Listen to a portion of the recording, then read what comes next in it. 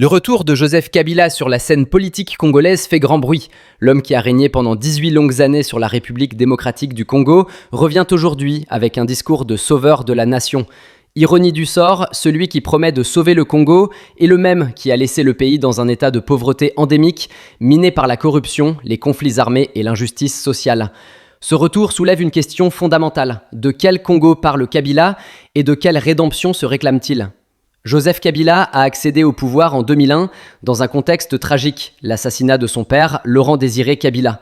Beaucoup avaient alors placé en lui un espoir, celui d'un renouveau, d'un souffle jeune pour sortir la RDC du chaos. Mais 18 ans plus tard, le bilan est amer. Le pays est resté bloqué dans les mêmes problèmes structurels.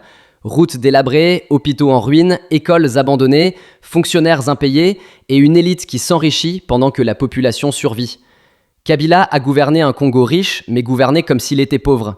Pendant ses années au pouvoir, Kabila a consolidé un système opaque de gestion du pouvoir et des ressources. Des milliards de dollars ont disparu dans les couloirs de l'État, dans les contrats miniers, dans les marchés publics douteux. Pendant ce temps, le peuple congolais creusait encore plus profondément dans la misère. Les richesses du Katanga, du Kivu et du Kasaï n'ont pas servi à construire des écoles ni des hôpitaux, mais à remplir les poches d'une poignée d'individus.